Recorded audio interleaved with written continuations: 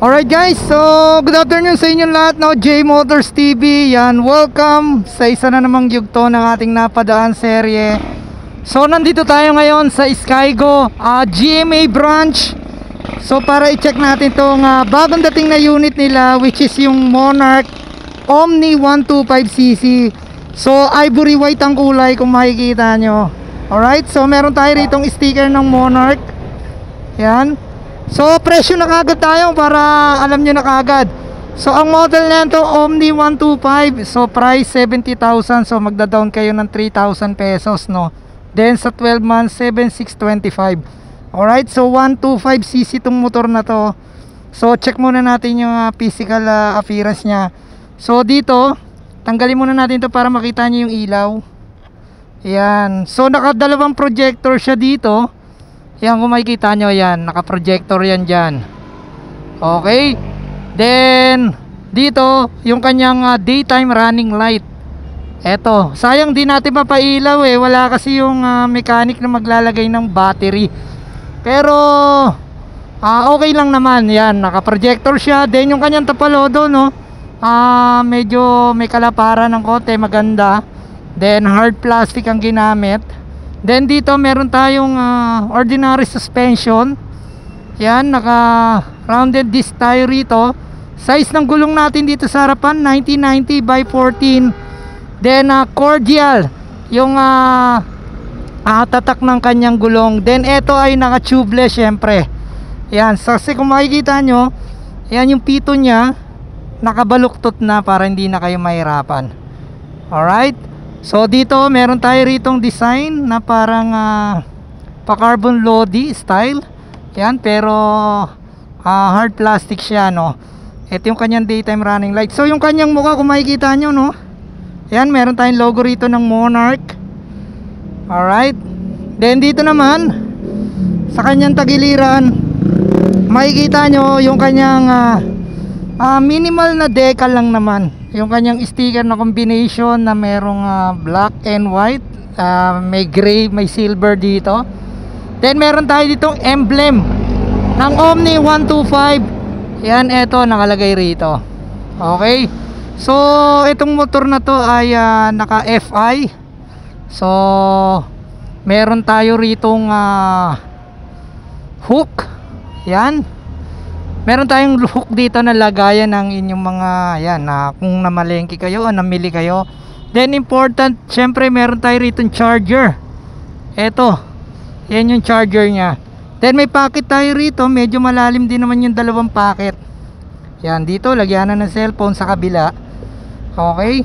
So hindi pa tayo nakakiles dito meron tayong susi rito, nandito. Okay. So dito naman very basic lang naman yung design nya. Naka digital panel tayo rito. Sayang lang talaga hindi natin mapailaw Okay, ay hindi natin mapaandar. Okay, so basic lang naman. Dito sa kaliwa nandito yung kanyang high and low na switch. Then yung busina, signal light. Then dito yung kanyang on and off switch ng ilaw. Yan. So dito yung starter. Tingnan niya natin kung may kickstart. Wala siyang kickstart. Okay. Then meron tayong logo rito ng Monarch. Yan. So sa grip nya okay naman. Kabilaan, yan yung kanyang preno, no, ayos naman. So dito yung kanyang grab bar. Ayan, solid grab bar, no, kulay matte black yung kanyang grab bar. Then yung kanyang tail light, eto kung makikita nyo, yan, yan yung design ng kanyang tail light. Ayan, eto. Ayan. Then dito yung kanyang turning signal, kabilaan. So naka LED pa rin yan. Then meron kayo ritong ilaw para sa inyong reflector, no, ay sa inyong plaka. Yan, nandiyan dyan. Okay. Then lagyan na ng plaka nyo yung palodo, no. Alright. So dito naman, so nandito yung kanyang cooling system. So naka air cooled tayo rito. Ayan. Then sa likuran meron tayo ritong hard plastic, no, na covered ng inyong tambucho, yung kanyang heat cover. Alright, so size ng gulong sa hulihan 190 by 14. So naka tubeless pa rin tayo dyan. So lahat ng ilaw na makikita nyo rito sa motor na to, naka LED tayo rito. Then ito yung kanyang lagayan ng battery. Yan, nandito. Okay. So kung makikita nyo, merong nakapatong dyan na helmet tsaka t-shirt. So ito yung kanyang freebies nakasama. So pag bumili kayo nito, may kasamang helmet. Then ito may kasama siyang t-shirt na mayroong logo ng Omni, no? Ay, ng Omni, ng Monarch. Yan, sorry. Okay, so ito yung freebies na kasama. Itong dalawa na to, no? Okay. So ang engine nito, no, single cylinder, water cooled, 4 stroke. So 124.6 cc. Yung kanyang weight, no, is 95 kg. Then meron tayong max power na 95.6 kilowatts at 7,500 RPM para sa motor na to. May max torque tayo na 7.1 Newton meter at 6,000 RPM. Okay, so ang tank capacity 5.5 liter. So average consumption yan 50.5 kilometers per liters. So ganun siya katipid. Yan, kaya wala kayong hindi kayo mangangamba sa mga long ride, no, kasi unang-una medyo malaki yung tangke at mababa yung displacement nya. Okay, so meron pang iba yung kulay to. Hindi lang to yung kulay na nakita natin to nung ni-release sa Inside Racing. Yan, kaya shoutout sa mga taga Monarch Motorcycle Philippines, no. Yan, so nandito yung kanyang CVT. Yan.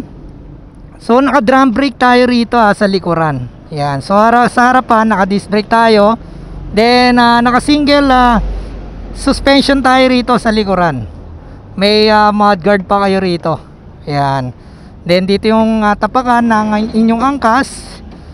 Then wala siyang tingin ko wala tong side stand kill switch na tinatawag, no, na kapag binaba mo yung side stand is hindi mag-start yung makina.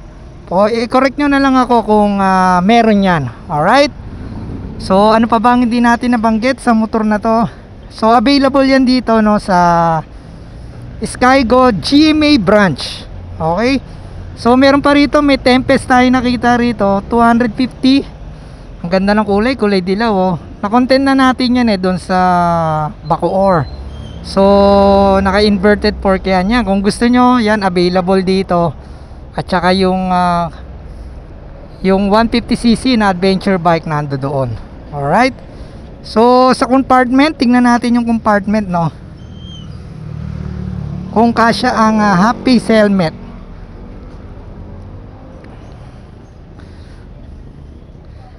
Yan, ito yung kanyang compartment. So ito yung previous na half-face helmet. Tingnan natin kung kasya.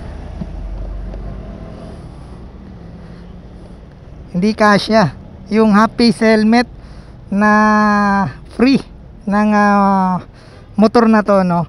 So nandito yung kanyang tank. Yan.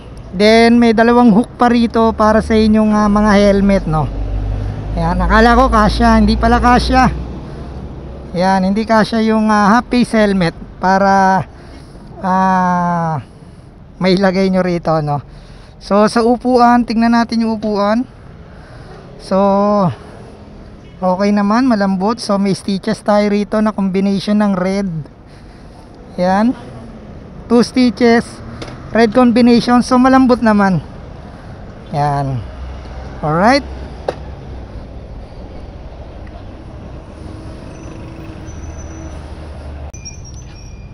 Alright guys, no, para naman sa dimension ng motor na to, meron tayong 1,810 by 655 by 1070 yung kanyang dimension.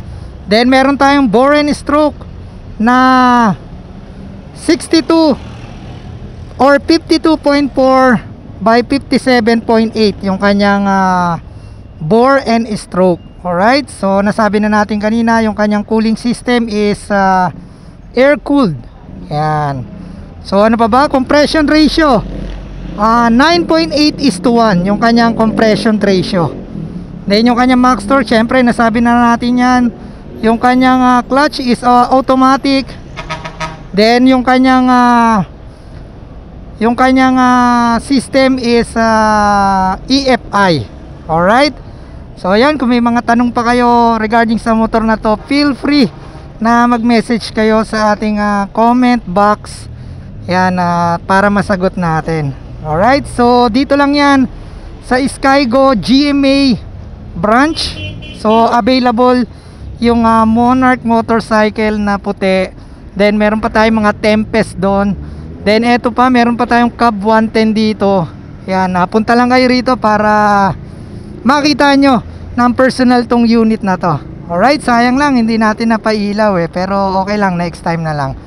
Okay, so yun, kung di pa kayo nakasubscribe, subscribe na kayo. J Motors TV lang yan sa inyong YouTube at Facebook account. Huwag nyo kalimutan hitang notification bell para updated kayo sa lahat ng video na ina-upload natin. Yan, shoutout sa mga taga Skygo and Monarch Philippines. Thank you very much kay ma'am, no, kasi pinayagan tayo makapag-content dito sa kanilang branch. Yan, okay. So yun, may maganda ron, Tempest, dalawang kulay. Meron pa rong matte black at saka tong Cub 110. Okay, so thank you very much. And God bless you all and ride safe. Peace out.